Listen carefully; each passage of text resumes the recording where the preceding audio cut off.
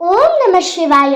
ಉಡುಪಿಯಲ್ಲಿ ಭಗವದ್ಗೀತಾ ಅಖಂಡ ಪಾರಾಯಣವನ್ನು ಮುಗಿಸಿಕೊಂಡು ಕೊಲ್ಲೂರು ಮೂಕಾಂಬಿಕೆ ತಾಯಿಯ ದರ್ಶನವನ್ನು ಪಡೆದು ನಂತರ ಗೋಕರ್ಣಕ್ಕೆ ಬಂದೆವು. ಅಲ್ಲಿ ರಾತ್ರಿ 14ನೇ ತಾರೀಕು ರಾತ್ರಿ ಮಹಾಬಲೇಶ್ವರ ದೈವ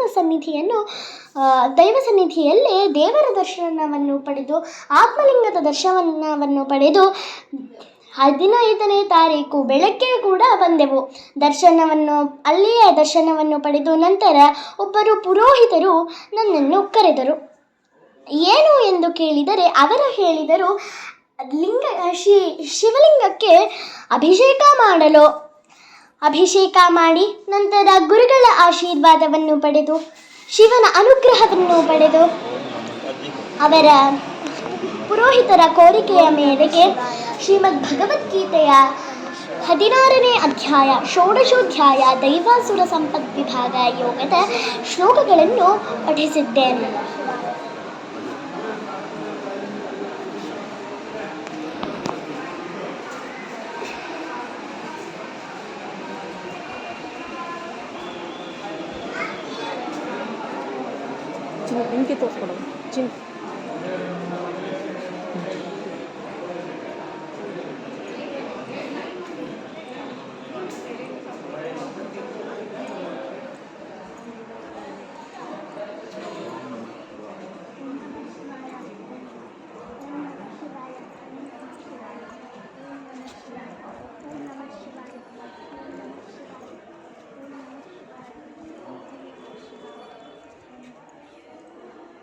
ಓಂ ನಮಃ ಶಿವಾಯ.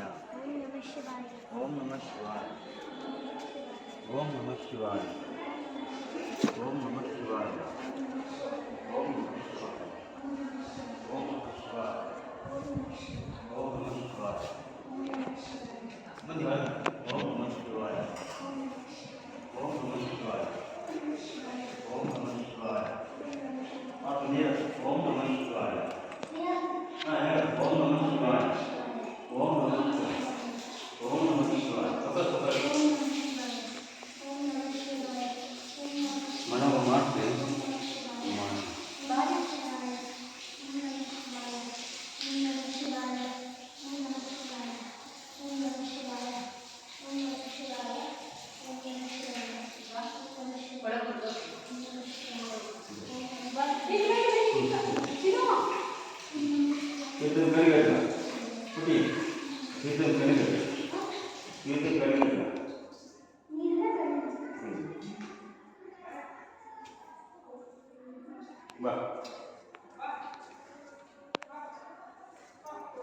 ನಿನ್ನ ಹೆಸರೇನ?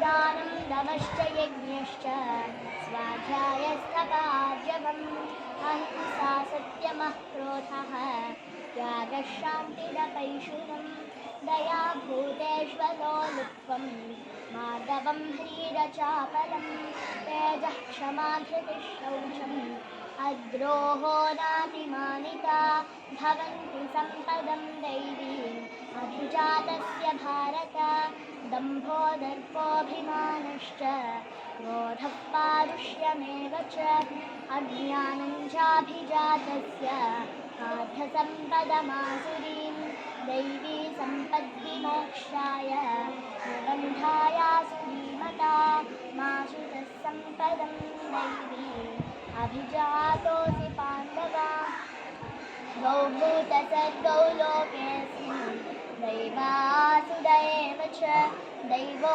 विस्तरशः प्रोक्तः आसुरं पाठ मे शृणु.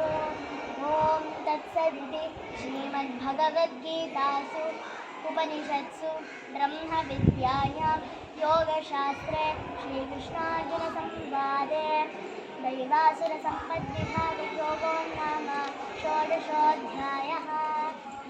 ಪಠಿಸಿದ ಶ್ಲೋಕಗಳ ಅಧ್ಯಾಯದ ಈಶ್ವರ.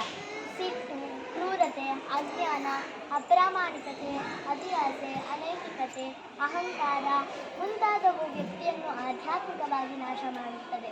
ಆದರೆ ಮಾನವೀಯತೆ, ಸತ್ಯ, ಅಹಿಂಸೆ, ತಾಳ್ಮೆ, ಇಂದ್ರಿಯಗಳ ನಿಯಂತ್ರಣ ಮುಂತಾದ ಸದ್ಗುಣಗಳು ಜ್ಞಾನಕ್ಕೆ ಕಾರಣವಾಗಿ ಸ್ವತಂತ್ರರನ್ನಾಗಿಸುತ್ತದೆ ಎಂದು ಶ್ರೀ ಭಗವಾನ್ ಕೃಷ್ಣ ಪರಮಾತ್ಮರು ಷೋಡಶೋಧ್ಯಾಯ ದೈವಾಸುರ ಸಂಪರ್ಕ ಭಾಗ ಯೋಗದಲ್ಲಿ ವಿವರಿಸಿದ್ದಾರೆ.